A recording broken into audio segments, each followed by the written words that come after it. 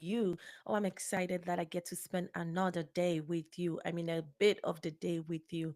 Come on in the room, call on all our thriving friends to come and join us. Today, we are going to have an awesome conversation about organizing our lives for success. Okay. So, this month, as you are aware, we are learning together. We are all having the thriving lessons together. So, I'll go ahead and share the content with you, and then at the end of it all, we will discuss and share our key points among each other. But for the next 30 seconds, why don't you take some time and share this link? Let your friends know that we are online. Let other thriving friends not miss out on this conversation at all. We need to learn how to order our lives. So go ahead and share the link. I'm also going to go ahead and make sure that we are live on all the platforms that we need to be live on, and we'll get the conversation going. So, welcome, thriving friends. Welcome, welcome, welcome to Thriving Lessons with Dr. G. So, I will look at only one. Let me see. I'm checking something from here. That is the thing with going live, right? You always have to make sure that you are good. Mr. T, if everything is good, just give me a thumbs up on whichever platform you are at, and then we will move on. This is awesome. So, welcome. If this is our first time meeting, hi, I'm Dr. Grace Kakari, but I go by Dr. G. I don't want to bother you with the last name, okay? So, I'm a success and holistic wellness advocate, a certified health and wellness education specialist. I just love health and wellness, and I just love thriving. And guess what? I don't want to thrive alone. I want to thrive with my friends. So, every week we meet here, we share lessons that will help us thrive. So, if you are new here, hey, you are welcome. If you wish to learn about thriving, if you wish to learn about success, things that you can do to improve your health and your well being, this is the place for you. And this week, we are looking at some lessons from Jordan Peterson. And I'm going to share that with you right now. Hopefully, you can see that on your screen. And so we'll take the next few minutes together. We are going to watch, and we are going to be taking our notes as we watch. And then at the end of this video, which is just about 8 minutes, we will discuss our lessons together. Okay. So, welcome. Keep on inviting thriving friends into the room. I'll go ahead and start sharing the content for today.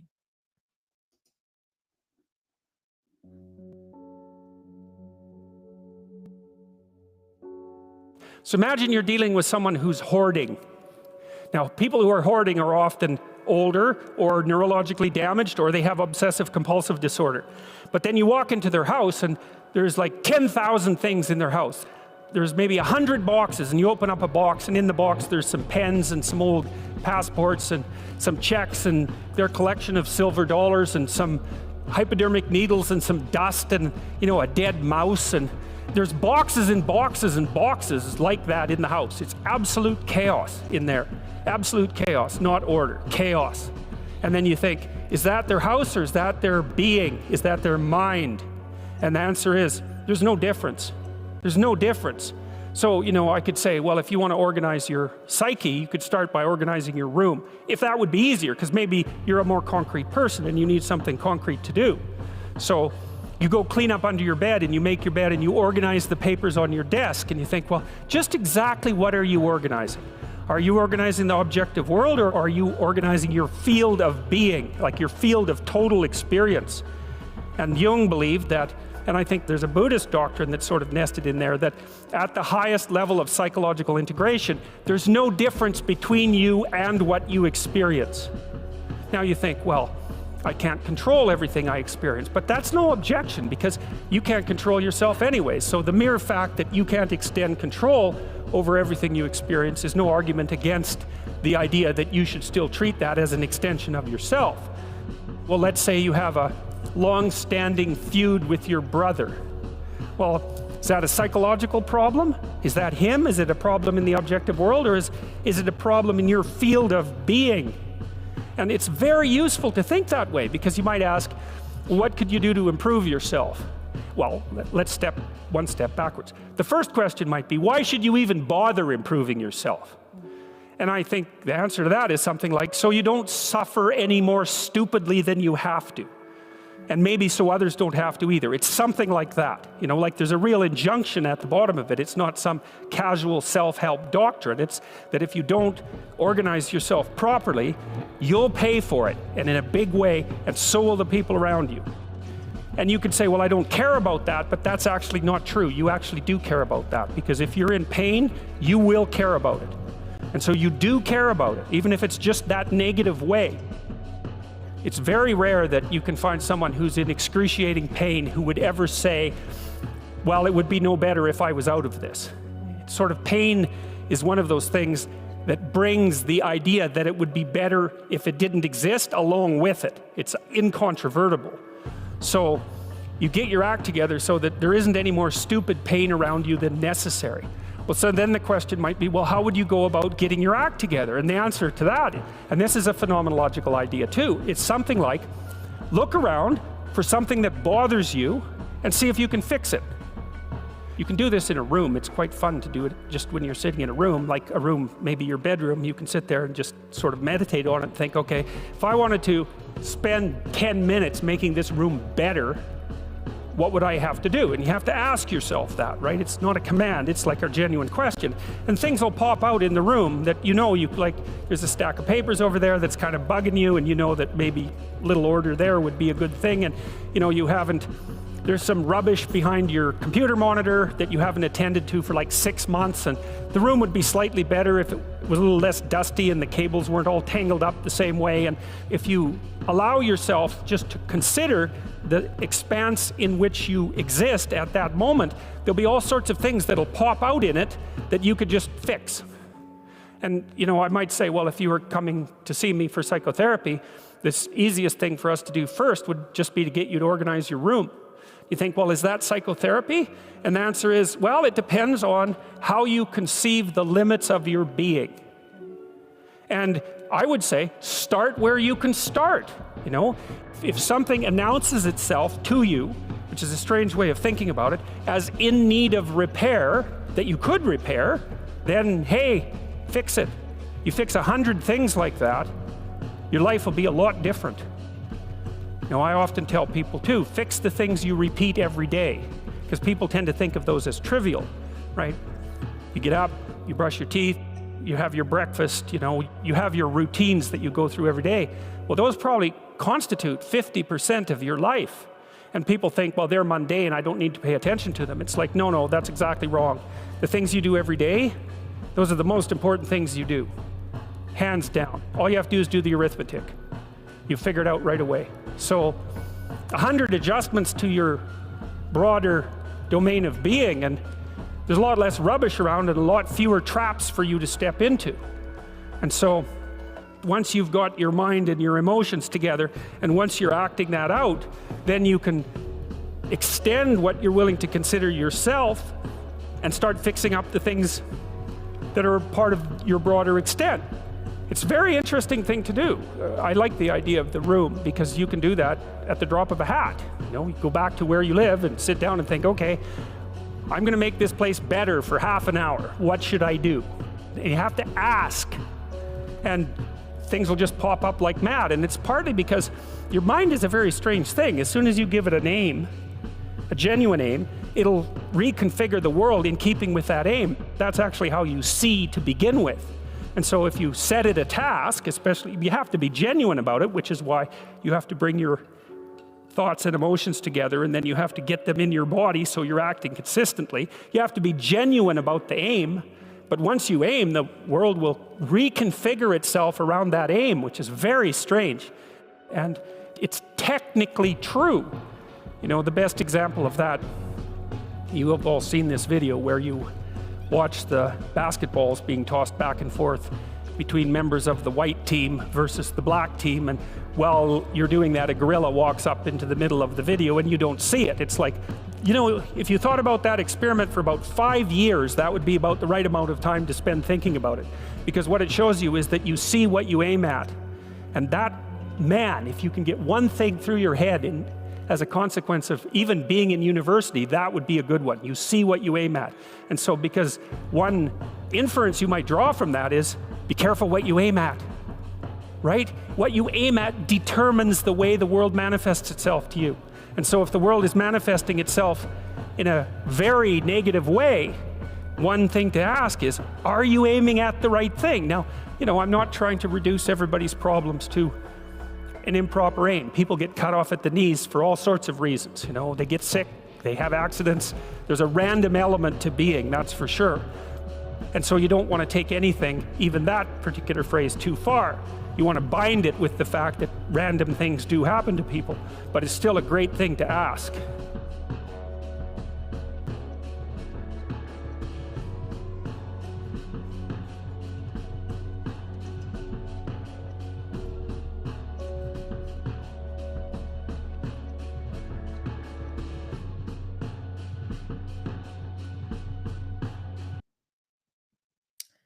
Oh, wow. Wow. I feel like that is enough for the day. We can all go home, okay? Not as if we are not already home, but that is actually really, really good and in order, okay, for what we want to talk about today. And I just asked Mr. T to give us the right credit where the video came from, though it's Jordan Peterson's 2017 talk. He is very well known for his content or his promotion of other orderly lives and men's health and thriving and living well. But and I think he's famous for his book 12 Rules of Life. I haven't read it yet, which is sad. I just discovered it. Can you imagine? It's been around for so long. And through my research for content related to order, life, order, thriving, Jordan Peterson came up a lot. And then my husband was telling me that he's been around for a long time and he's really known for that book. So we bought the audio version, which I'll be listening to over the weekend. But this video, there was some music in the background, and then there were some videos, exciting videos of people popping up and down. So I think we should give credit to who credit is due. And it's coming from a channel on YouTube, Word to the Wise. So, Word to the Wise, thank you so much for creating that exciting video and sharing with all of us. Thank you so much. So let's look at some of the things. I have my notes here, so I'll be looking up and down. I wonder what you took from it, and please go ahead and put your notes in the comments below. I think the first thing we need to focus on when it comes to this content, it sounds so simple. Clean your room, clean your room. That sounded so simple. Oh, I do clean on my room. Or what is the impact of cleaning my room going to do for me and my thriving? But when Jordan Peterson start talking, he talks about how hoarding your room and your mind may not be very different. I know in the past I've heard of people say things like, if I walk into your house, what I see will be a depiction of what is going on in your head. And sometimes I play with the idea that, oh, when I know you are coming to my house, I'm going to clean up. But how permanent is that? And how truthful is that? We organize our homes when people are coming in, and we live in chaos when people are not there. If your mind is in chaos, unfortunately, whether people are in your mind or not, which usually they are not in there, it affects you, it affects your well being. Okay. So you can pretend to look perfect, you can pretend that all things are okay. But if your mind is not organized, if you are not at peace, if you are not in your ultimate well being, it ultimately affects you. Okay. So cleaning your room analogy sounds very simple, but try it and see. Try it and see. Once you put things in order, once you walk into your room, feel that freshness, feel that orderliness. How will that impact your life?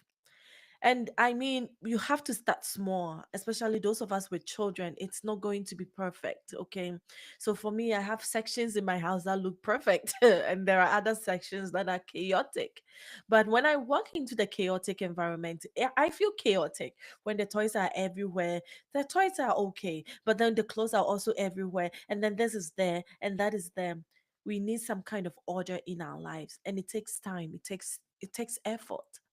Order your life, order your room, order your mind. Think about that. All right, so that was for the first thing, and I want to hear from you when he started by talking about ordering your room. What are your experiences? Have you been doing that? Have you been ordering your rooms already, ordering your spaces? There are people who cannot function well if they come to their offices and there are things scattered all around. There are others who will be just fine. They can just sit in and just be fine. Isn't that funny how we are all different and all unique in our own small ways? So these are the steps he talked about, step by step guide to decluttering. If you want to order your steps, order your room, the first thing is to start small. He recommended picking a time that you have maybe 5 minutes, 10 minutes, and asking yourself, what can I do with this time? Okay, I want to make my room feel better. What can I do at this time in this room? So, with that time, you can probably lay your bed, you can probably fold some of the clothes at the corner. For my bedroom, there is a tiny box on the floor that has socks in them. All the single socks. There is something magical that happens after doing laundry. You do the laundry, you put two socks in them. The laundry comes out and it's just one. Okay. Sometimes one is hidden in some kind of dress. Other times it's in the bedspread. Other times you just cannot find it. You will search and search, and magically one of the socks is missing. So we've ended up with several single socks, and they are in a box there. And so other times when you meet the other pair somewhere else, you come and look through the box to see if you can find the other pair in there. So that chaotic box is on the floor doing nothing. And then there is a basket that has clothing that I put in and say, oh, they've outgrown this. I'm going to donate soon. I'm going to donate soon, soon, soon, soon, soon. And soon never happens, okay? And whenever I see this basket, I remember, oh, I was going to donate it. Oh, I'll get to it. I'll get to it. It bothers me, but it's still there, right? Things like that, you can start small. If I want my space to feel better, what can I move around? What can I take away? Things like that can be done. Maybe yours will be different. Yours will be maybe your mirror area, okay? Or maybe you have a small desk in your office that can look better for you. Think small, start small. And he recommended 20 minutes, 20 minutes rule. You use 20 minutes, 20 minutes. What can I do with this 20 minutes? What can I fix within this 20 minutes? Maybe that will work for you. If you don't have 20 minutes, 10 minutes is fine, or even 5 minutes. I have 5 minutes. What can I do to make my space look better? And then another step will be the four box method, that is trash, give away, keep, relocate. There are some things that are meant to be given away. If you've not used it for multiple of years and you know you're not going to use it, you probably will not use it. Okay, for example, don't laugh at me, okay? For example, there are some clothing that I don't fit in. Before baby, I was wearing size 6 to 8. 8 will be very comfortable. 6 will be, the sexy version of me. Uh-huh. Keep quiet, don't laugh. But now, after baby, and of course, after letting myself go for a while, I can wear anywhere between 12 and 14. But I'm still holding on to the size sixes, right? Hoping to get there one day. And I will get there one day. But there are some of the styles that I don't even like anymore. Even when I get back to size six, I would probably not wear those anymore. So why am I still holding on to them? I guess it's the thing of the fear of letting go. I just want to hold on to them. I don't know. I don't know.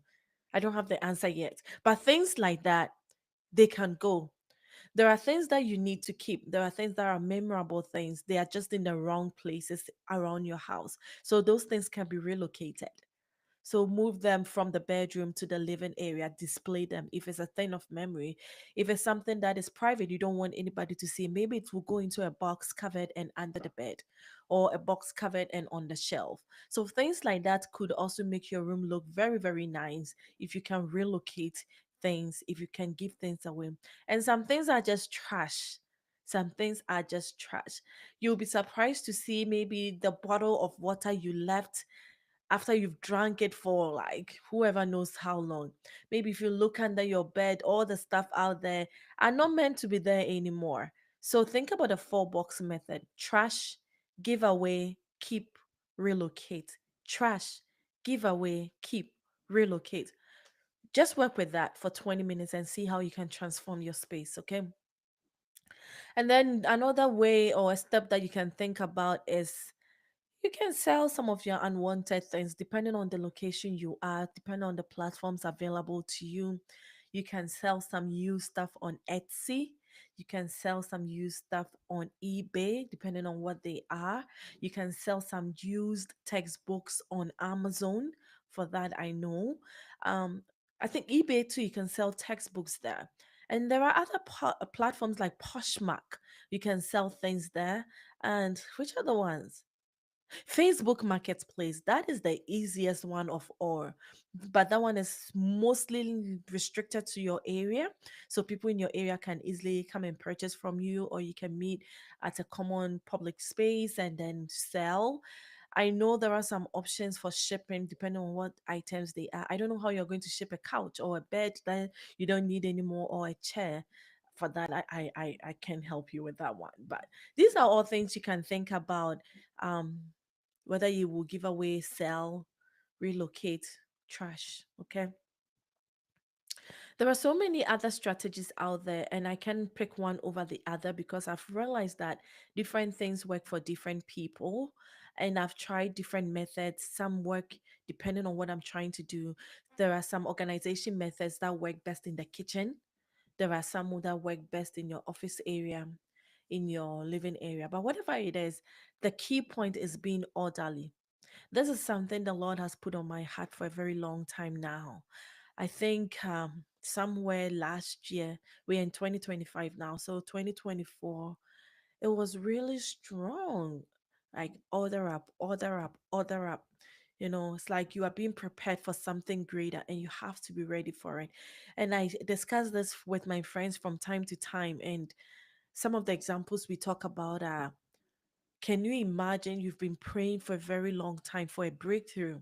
You want a breakthrough in your business or in your consulting world, right? Or even in your career, you want promotion.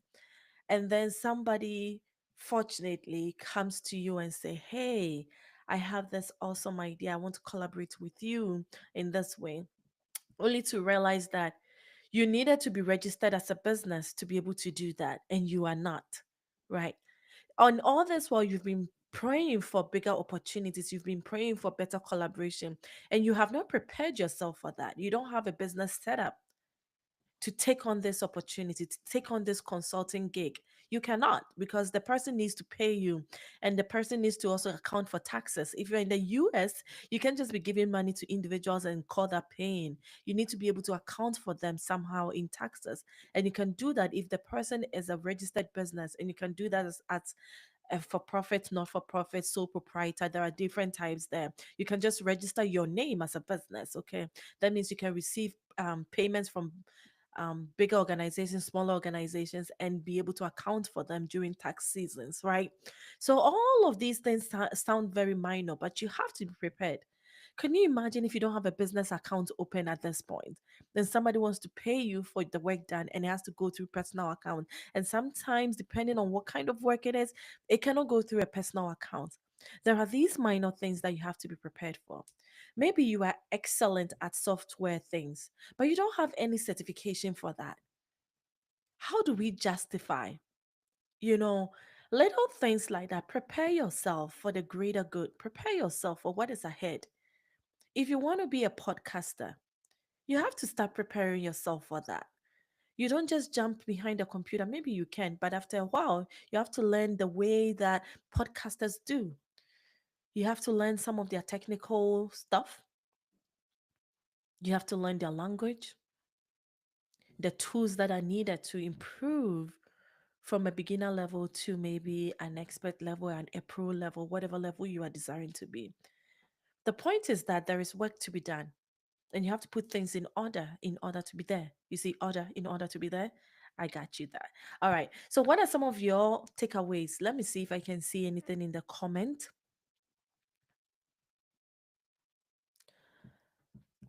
The comment is. Let's see. Let's see. All right. I'll just have to probably check on that, but keep them coming. Keep them coming as I go through mine. I don't want this to be about only me. I want to also learn from you, okay? Remember, we are thriving together. We are thriving together. All right. So we've talked about the hoarding mindset, taking the time to organize your house, your room, your living space, And doing that through the different methods that are available out there. You can look at the four box method, the trashing, the keeping, right? What are the other two? You add them to it. All right. So we are very, very aware that now our minds can affect our well being and whatever we choose to do. I would really love for you to at least try the 20 minutes decluttering. Sorry, 20 minutes decluttering method. All right. Pick 20 minutes in your day. Look at a certain space and see what you can do. And you can trash, you can give away, you can keep, or you can relocate. Those were the four methods: trash, relocate, give away, or keep. All right. And then if any of these would not work for you, also consider selling. You can resell. All right, thriving friends, what are you doing in order to keep your life ready for the thriving space we are going into? All right. We have come to understand that 50% of what you do every day will shape your life, will shape your future. So if you take a typical day, what do you do in the day? Are those things that you want to see in your future? Are those things that are preparing you for your future? If those are things that you don't want to see in the future, then please work on eliminating them. Work on minimizing those things and replacing them with things that you want to see in your future. Don't repeat the mistake that we do every week, every month, every year. We start off the year very excited about the year, very excited about what we want to do, very excited about how we want to end the year. And then we give up so easily and pick up the bad habits. By the end of the year, it's the same as it was the previous year. And we promise ourselves again, next year, I'm going to do better. Don't wait for next year. You can change little things today. You can change little habits today to prepare for the future ahead. Your external world is a reflection of your internal world. If what you are seeing outside is not what you want, change it. And you'll be amazed how that would change your internal world as well. Let's put things in order. Let's arrange things around us and arrange our minds as well. Next, we are going to be talking about detoxing our minds. Oh gosh, the world is filled with so much news, so much content. And it's interesting how you watch one thing on social media and they keep suggesting more for you. So there is this guy, I'm not going to share his name. I found him on Facebook. Okay. One day I was just scrolling on my phone and I found this guy. He's a great storyteller. He tells these wonderful stories and he just doesn't tell them. He replaces some of the true images with animation. So you are seeing these cartoons and he's talking about them and making them exciting and like exaggerating some part of it. And it's just lovely. Before I realized, I've watched like 10 videos of his. He's just a wonderful storyteller. But what I also realized was most of their stories are crime stories. So things that have happened to people in the past, people who have maybe as I use this term, you may even know who that person is, but he will use unalive or people who have unalived other people's. And then when I think about it, I am consuming so much of this content and it's affecting how I was moving. I was now getting scared like, ooh, that crazy story could just happen. This person could do this. This person can just do that, you know. And over time, it was planting this fear in my mind. And I know that is not the intention of his videos. And again, this individual is very, very creative. The way he tells the story, the way he portrays the story is just a beautiful thing. But I also decided that because I love his storytelling skill, I will only watch videos that are relevant to me because there were also exciting videos of things that other people did and some unique individuals in the world and how they are approaching lives and some funny stories here and there. Those ones I'll listen. But whenever I see the title is about somebody unaliving somebody or somebody scamming somebody, some of those things that I don't want to feed on, I skim. I skip, sorry. I don't even skim through the video. No, I skip totally. So think about that. And no, it has happened to me on YouTube as well. I started watching one video from one content creator. And then more and more of those videos from that creator and other creators doing some similar things comes to you. So imagine if you fill your mind with other content that are helpful to you and your well-being, like let's say financial health. You want to understand more about money and how money is used. You want to understand more on investing. You want to understand more on saving.